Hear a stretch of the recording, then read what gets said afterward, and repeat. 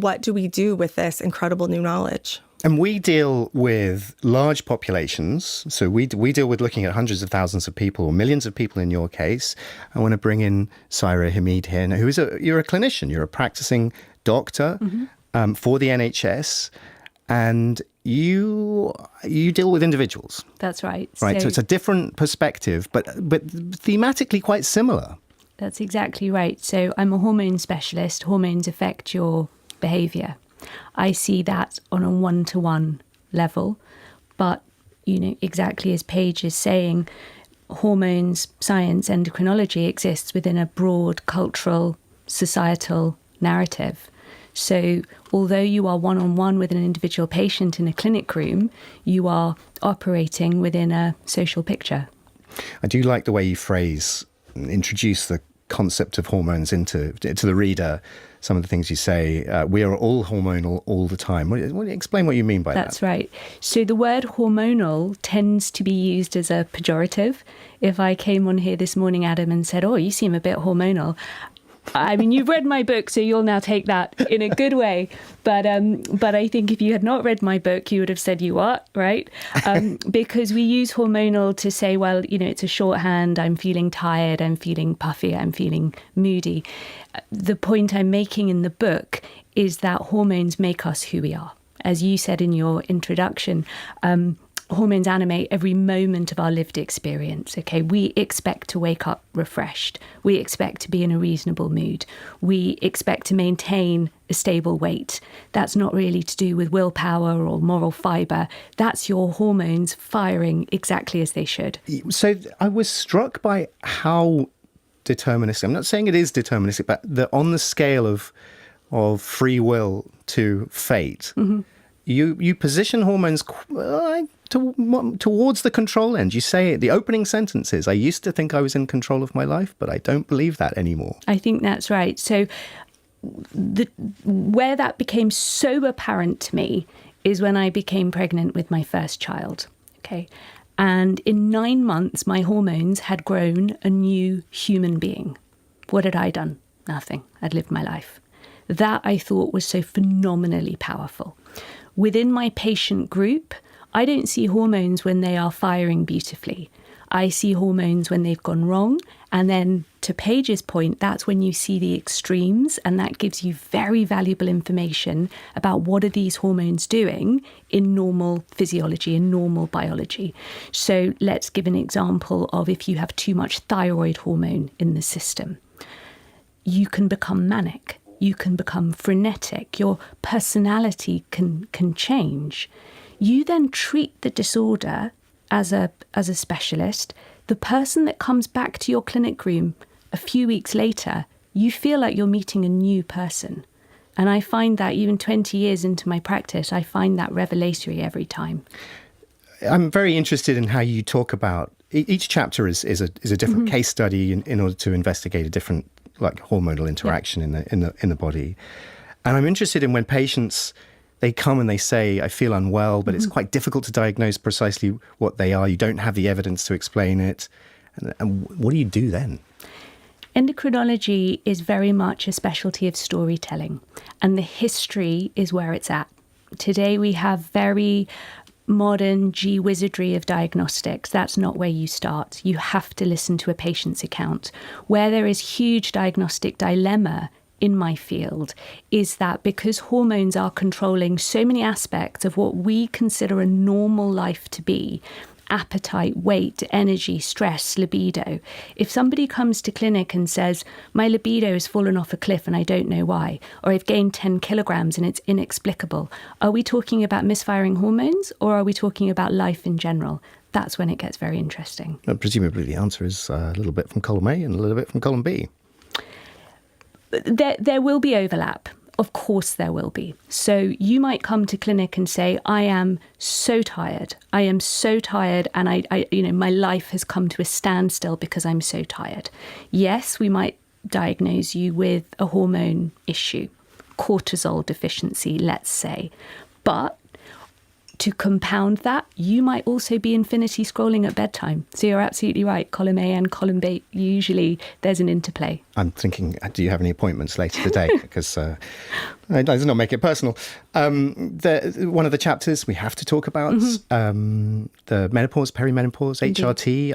I am of a certain age, and I feel like almost all of my female friends and family are on HRT. You talk about this being a potential over-medicalization of a normal process of 50% of humans. Well, that's one side of the argument. So, firstly, what I want to say is, if we'd been having this conversation even a few years ago, would your female friends and family be, talking about this? Probably not. So it's fantastic. This is now in the limelight. Women are coming out. They're expressing their suffering, expressing their distress at this point. Not every woman goes through a difficult menopause, but those that do are now receiving help. That's a very, very good thing. But there is the other side of the coin is, menopause is a normal physiological milestone. It occurs when the ovaries essentially run out of eggs, and it's the ovaries and the egg cells that they're producing the hormone estrogen. And at menopause, we lose that estrogen transmission, and that's where the symptoms come from. And there is one line of argument that says this, that every other hormone deficiency, whether you're talking about cortisol deficiency and Addison's disease, where you're talking about thyroid deficiency and hypothyroidism, the reflex response is you replace the missing hormone. End of. And so one side of the argument would say, well, why is menopause any different? If you're missing a hormone, just replace it. We have the know-how to do that. But then, as you say, Adam, there is the sort of counter-argument of, some people in the field that might say, well, hang on, this is a normal milestone, a normal life event. Are we over pathologizing this? And are we getting to a point where we're not talking about helping women, but does this end up being maybe a business opportunity for pharma or buy your menopause pajamas or your menopause spa day? So that's sort of where that line of argument is going. And this is, of course, a conversation which impacts half of the workforce. That's right. And this is at a stage in life which is now the middle of life rather than towards the end of it. And it's not a process of decline and decay. So this is a cultural conversation as well as a medical one. I think that's absolutely right. So if you've got 50% of the workforce that will experience a hormone deficiency in midlife, we've got to wake up to that. And that's not just about paying lip service or, saying everyone should go on a menopause training day, but thinking about things like, can I temperature control my office? Do I have the agency to do that, right? So it might sound like something actually quite small. It can make an enormous, enormous difference to a woman who at that point in life is having trouble with temperature control. This is an enormously gendered conversation, of course, but do you think that impedes the nature of the discourse on it? I think there is an element of that. The point I make in the book is that men have testosterone deficiency. It's not very common, and certainly you can't say that every man in midlife is going to have it. Of course, that's not the case.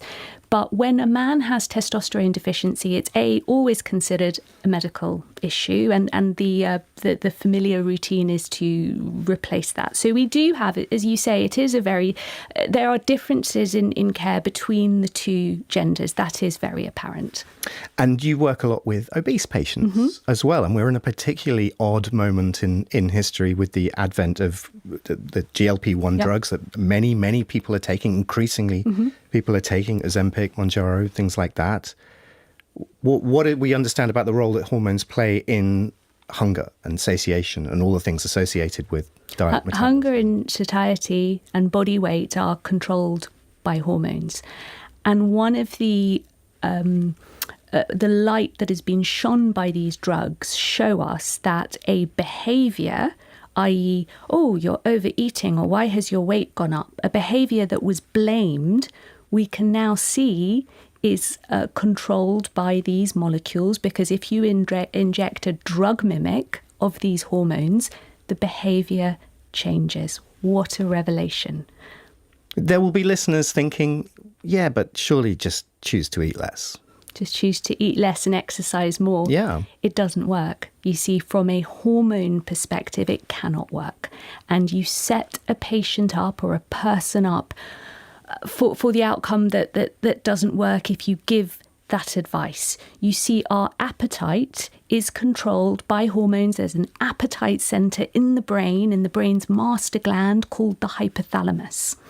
And again, if we talk about extremes, if someone has damage to the hypothalamus, or you do an experiment on a rodent and you sever the appetite center in the hypothalamus, that rodent will overeat, sometimes to the point of choking to death. And since when did rodents have moral responsibility or a lack of willpower? So as a conversation, I mean, obviously people should read the book if they want to get knowledgeable about what hormones do and how they relate to health and diet. That's the general public. I feel like this might be a book for general practitioners and the first contact you have with medicine.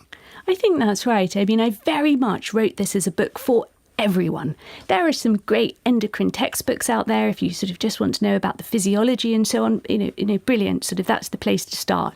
But this book, I think, covers far more about that cultural conversation. And so absolutely, I think this is a book for the public, for other medical professionals, anyone interested in how do hormones work and, how are they impacting all of us?